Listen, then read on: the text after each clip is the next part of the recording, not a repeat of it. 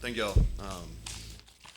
One thing, and I can't remember if we do this live or not, but we had a student appreciation day today, and man, we got a lot of students that are part of this. I think sometimes we lose track, but from just a student perspective, is equipment managers, student trainers, nutrition staff, video staff, our creative people, um, our student football coaches, and then people that help in recruiting. So we've got a lot of undergrads that are here that help this thing run, and they do a really good job. So recognize them in front of the team today. So I want to do that in front of you all as well.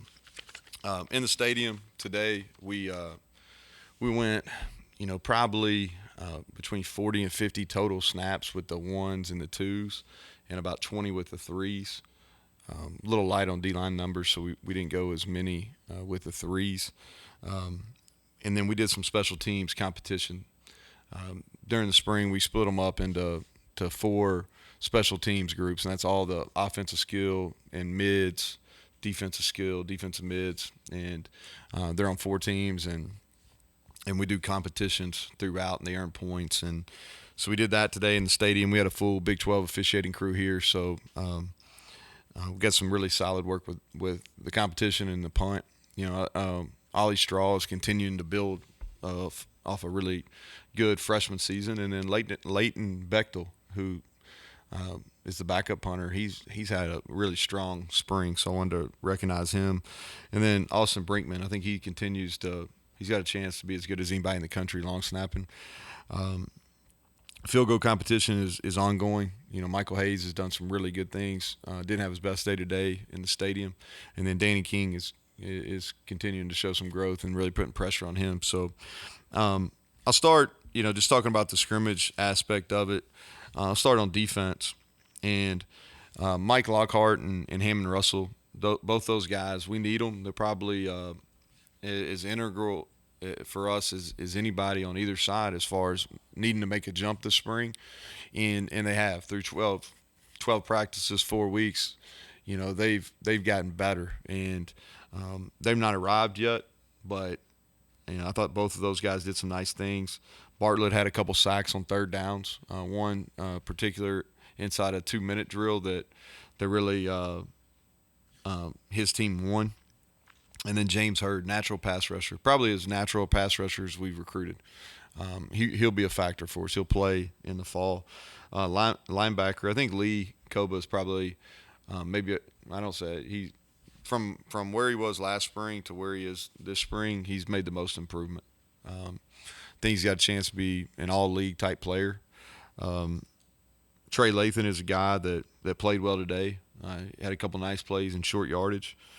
And then Jai Favaris is really grown into kind of one of those special teams core players and doing some nice things on defense. Defensive back-wise, I think Marcus Floyd had a nice day. Had a couple good open field tackles, one on CJ in particular. Wilson Lamp made a couple nice plays on the ball, which is good. It's kind of time for him, and he had a nice day. Keyshawn Cobb, transfer, played as many snaps as we could get him today, and he'll be a factor. He'll be pushing for a starting job there in the secondary. And Lance Dixon quietly has had a nice spring. We're playing him on the out in space, kind of where he finished last year, and he's getting more accustomed to that, and he's growing is kind of on and off the field. So proud of what he's doing. Offensively, I'll start with the quarterbacks. I know that's y'all probably as much as anything y'all want to hear. Just talk about each of them individually. Garrett, I'll talk about him first. And we're just alternating these guys. So they went some with the ones and some with the twos. So as I talk about them, just know that could have been with the ones, could have been with the twos. But he had three explosive runs. One probably 60 plus yards, and then threw the deep ball very well today. Two that are really fresh in my mind on go balls, and then made a couple of mistakes on third down. Gotta have some situational awareness. Gotta have some field awareness where he's at. Took a sack that he probably shouldn't have, but some explosive plays. And scrambled around and did some nice things too on some broken plays. Nico had two nice drives, and what I mean by that is he converted multiple third downs, and we forget he's in his second spring. He's a redshirt freshman. He's right in the middle of this thing, but he's young. And today I thought he just made the simple decisions. I think a lot of times in football it's not getting yourself beat. And he didn't, on those two drives, especially early in practice, he just made good decisions. If it was a handoff, he handed it off, right? Third down completion, not taking sacks. Just did a nice job and showing some maturation there, which is good to see. I thought wideout, Jayshon Polk has had a nice week. And so he's been a little bit battling a leg injury, but he was healthy this week. And while we got him, got an opportunity to be a factor in the return game, and then get him the ball where he can make some explosive plays and he can run. And so he had a nice day. Devin Carter, I haven't talked about him in a little bit, but he's been really consistent. And then tight end, Cole Taylor and Will Dixon both had some nice catches, especially down in the red zone, which is something we need. And then I thought all four of the running backs did some good stuff. CJ went full today. Had a couple, was really good in our short yardage period. I thought Tony Mathis may have had his best day of the spring, and then Jalen and Justin both had some nice runs, and Justin's getting really comfortable of reading some of our run plays. So all four of those guys had a nice day. We've got so Tuesday and Thursday we'll get after pretty good, and then we'll have some fun on Saturday for the spring game. So that's kind of rundown. Y'all ask questions, Greg. So I won't pound you on Jimmy Bell, but I got to ask a couple of questions. Fair. So first of all, what have you seen about him, and have you ever had a basketball player? Yeah, we've had. Yeah, we did. When I was coordinator at Troy, we had one, and so I'm trying to keep expectations within reason, right? So the things that Jimmy has that are natural is, and I think there is some crossover between what he's asked to do in basketball and playing offensive line, okay, and playing some tight end.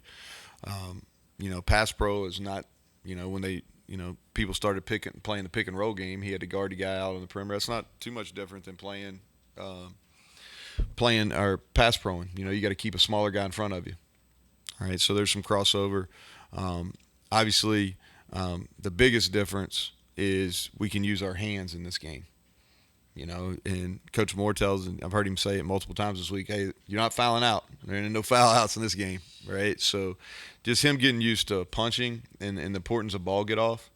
And so what I do like about him, he's extremely coachable. And Hug said he was, and he definitely is extremely coachable. He works hard. I think he's had an open mind on this. And I went into it with zero expectations, and what I told him is, hey, let's teach you, and he's played football. All right, so this isn't like, hey, we're rolling out there and playing football for the first time. He's played football. It's been since 16 or 17, last time he played. Played as a junior in high school. His last year he played. He got recruited some. He was also about 60 pounds heavier. But when he went to prep school out in Arizona, they didn't have football, and he just played basketball, and he's been playing since. So he has some knowledge of playing the game, but we went 2 weeks and just did fundamentals, just trying to get him, and we did some cardio things because it's different. And then this week, Tuesday, Thursday, Saturday, he's practiced, and we're going to do the same next Tuesday, Thursday, Saturday, and give us some time to regroup and see if it's something that we think can work or he thinks that he wants to make happen, and I just try to keep expectations in reason. It's a really tough transition, but he's attacked it. And so he went today, probably, I don't have it in front of him, but I'm betting he probably went 25 plays live within an 11-on-11 period and did some pass protection and some inside drill as well. And he's getting better. Like, you can see, like, considerable growth since Tuesday. Who's the guy at Troy position and was any good? Yeah, I'm not going to answer any of that. Okay, that tells us. Never mind. You mentioned Lee Koba. This one looks better. Yeah. I'll say that. Lee Coba, you mentioned most improved. What specifically is? Yeah, he's body control. He's controlling his body. He's, being comfortable in the scheme is so important too, and he feels very confident. But his body control, he has less wasted movement. He's a box linebacker, and he's not running himself out of plays. He's reading his keys better. I think he's just more comfortable. He's playing with more confidence. With him now, the backup situation a little bit more in question with Josiah's injury. So, what's the depth look like at that position? Yeah, I feel pretty good about that, Greg. Really, we got Trey Lathan is there. You got Caden Beiser, who has grown into where he can play. We y'all didn't ask about him much, but we stole some snaps with him last year, playing in there, and so I feel like we're going to be fine from a depth perspective. We played him too much last year, and that was out of necessity. He had to play almost every snap. You'd like for him to play about 2/3 of the snap, and I think that will help him. Can Ben Cutter play there too? Ben can. Yeah, we're playing him at will right now, but he definitely can play there. Yeah, he definitely can play there. Really trying to cross train right now, Keenan, all those guys. Just using the spring and we probably hadn't done as good a job of that in the past, but we're being intentional about it right now. It's just double training, but where they know Mike and Will both. You've talked all spring about running backs as catching the ball. Can you categorize the four elements to what your Well, level skills are? Well, the easy thing on that is like, so CJ's got ball skills. He played receiver. Jalen Anderson, they used him a bunch in empty. So he caught the ball a lot in high school. And Jalen's got a basketball background. He played basketball. I think that's really good for hand-eye coordination. And he was an above-average basketball player. So very seldom do you ever see a basketball player that's above average that struggles catching the ball, right? And Justin and Tony, neither were asked to do that in high school, but they've been in the program long enough now where they're plus hands guy. They can run routes. Very similar progression like Letty. Letty wasn't asked to do that in high school, kind of got better at it each and every year. If you remember, his last year, we played him. We ran routes with him. He had a bunch of catches his last 2 years. And I think that's a similar progression that Justin and Tony both have had. Would it be possible to think that you might have more running back catches than wide receiver catches? Yeah, I wouldn't go that far. But I do think our receiving numbers are going to be considerably more than they were a year ago. Yeah, I do. But receivers will still have more. I'm hoping, our tight end numbers are going to be up as well. Lockhart and Russell, what specifically do they need to be able to For them, they've got both of them have that ability, right? And so it starts with ability. They both have it. They both worked hard on their conditioning, which was a factor. Pad leverage. Both of them are tall, but they have the ability to play low. It's just having to do it repeatedly, right? Which goes back to that conditioning piece. But both are talented. They use their hands well, and they're doing a better job versus double teams. A lot of what we ask them to do is take some heat off the linebackers, and they're understanding their job, right? Your job not all the time to make the play. It's so somebody else can make the play, right? And I think they're having a better understanding of that. you came into the spring realizing you had to add some pieces if possible at certain positions? Any positions now you feel like maybe you don't have to, or maybe some that have popped up that I have to add here? Yeah, I think O-line wise, and I don't mean we won't add, but like today, Sullivan Weedman, Sully had a really good day, so I feel good about him going in, probably similar to where Tomas was about this time a year ago, so I feel better about him. Dylan Ray's had a nice spring. I think he's getting to a point where he can be a factor. Nick Malone continues to come on. So, offensive line-wise, I think I feel better about our depth now than I did at the start. Linebacker, which we already talked about, is another position where I think those guys, coming into it. And I'm not saying we won't add anybody, but, I'm more and more comfortable with what we have. The same spots that I said, we need probably one more wide out. We need at least a D lineman, and we've seen kind of what we're doing at corner. Pleased with how the O-line has functioned without Frazier this spring? Well, we've kind of so Milo missed some time. Doug's missed a little bit of time because he was sick, and then Frazier has not been out there. I think you try to find the silver lining in all of it. So the silver lining with Frazier, first of all, is Doug Nestor his leadership ability is really grown, and he's kind of been pushed, and Wyatt Milam's been pushed out of his shell a little bit where he's having to speak more. So I think those are long term really, really good things. And what it does is it forces you as a coach when you've had some guys out. Like Brandon Yates has had a great spring. He's played all inside, and man, he's done a really good job. I'm really excited for him and what the fall looks like for him. But as a coach, like with Wyatt missed on Tuesday and Thursday. Well, that causes you to, it forces you to, for guys to get reps versus the best players we got.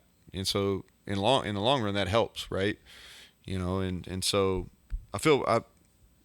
because those guys have missed some time, we've had to put our younger guys out there versus the ones, and I'm probably more comfortable now than maybe even I assumed we would be at the start.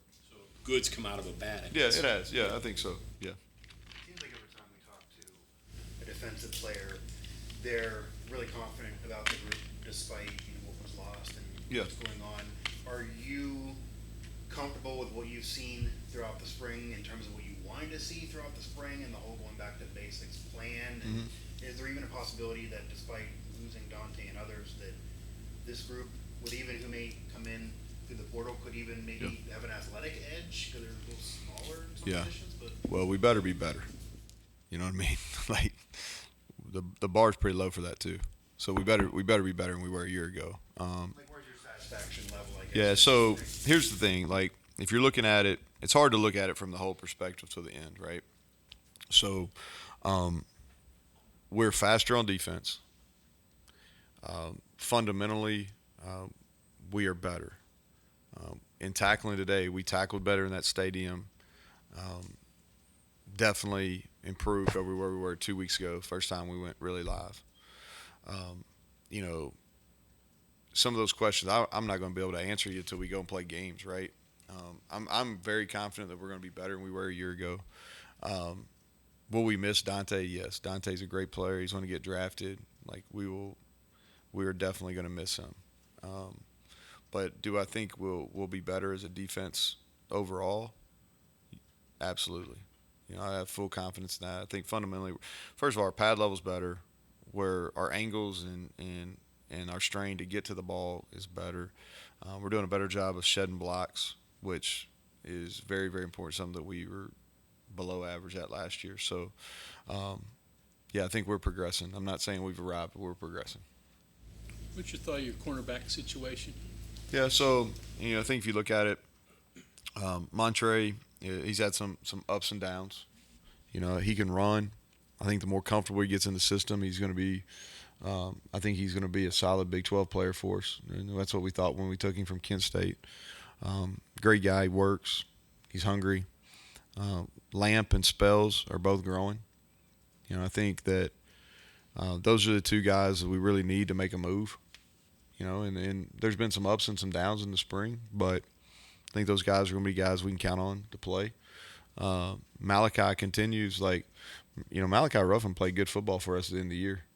He made the one really boneheaded play that went viral against Oklahoma State, but he also made two hell of a plays at the end of the Oklahoma State game too.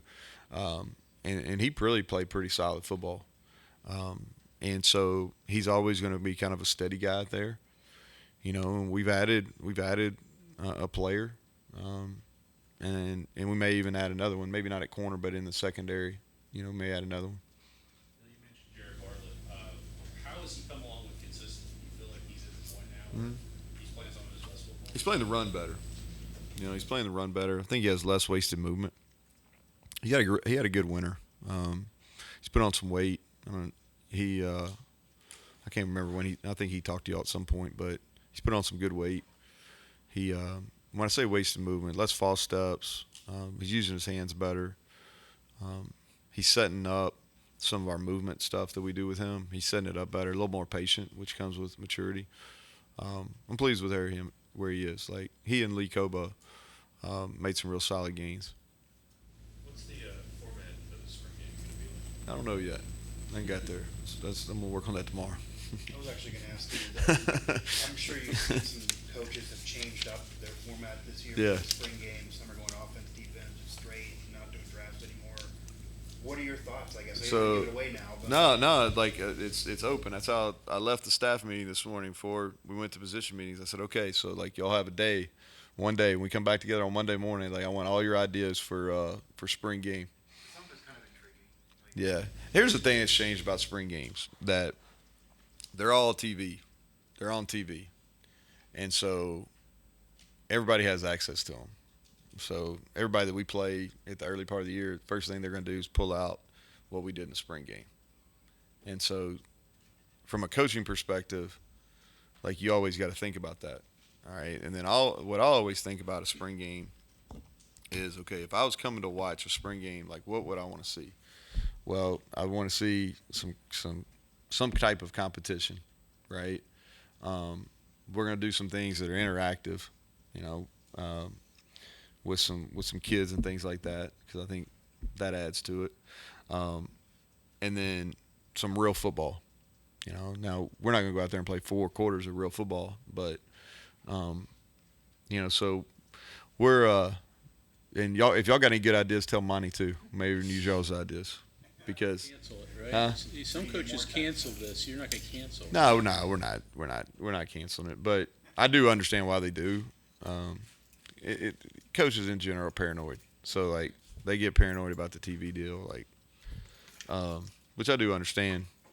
What I do think, I think it's good. You just think about it, like, if you're a family and you come to a spring game, all right, well, you're going to get, let's say that you don't get to come to games during the fall for whatever reason. You get really good seats, and there's a good chance you might have some chance to interact with players. And so I think there's definitely a place for them. I'm more on I want them to be fun. I look at them as, we got 14 practices as coaches, and they get that one so we'll try to make it fun. Do you ever think of it in the mindset as an opposing coach? Like, for example, Pitt's doing a offense, defense type of thing this year. You play them early in the year. Obviously, they're going to have to play games by that point. But do you ever think, like, I'm going to get more by watching that than if they did it the old way? Like, There's something to that, Mike.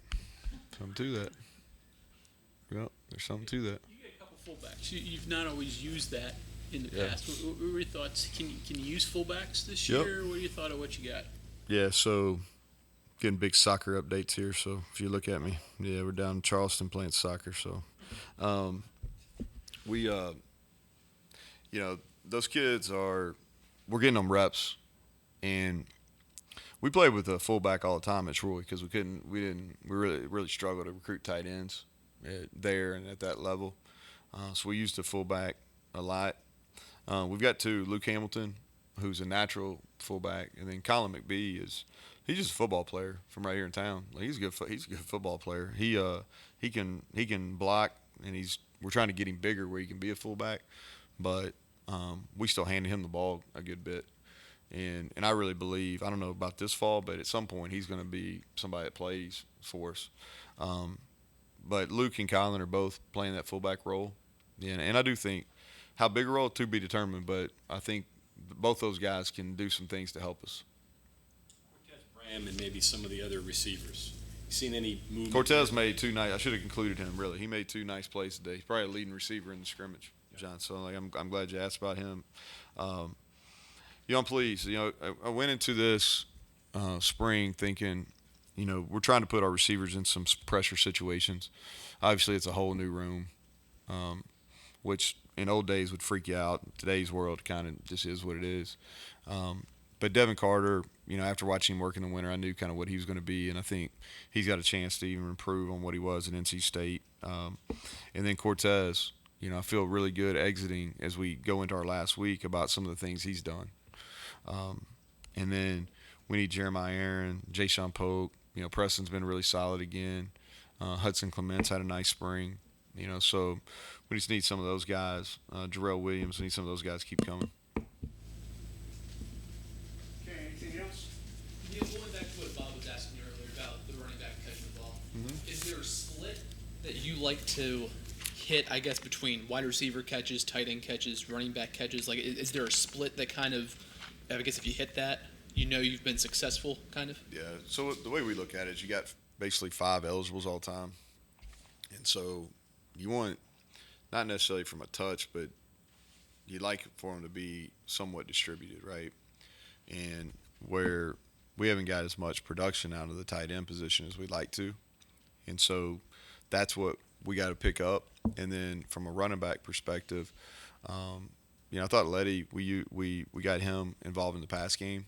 And we fell off that a little bit last year, and we need to get, we got guys that have multiple skill sets, and so they're good with the ball in their hands. So we really worked on that this spring. So I do think the running backs and the tight ends both will be more of a factor, but try to distribute it between the 5.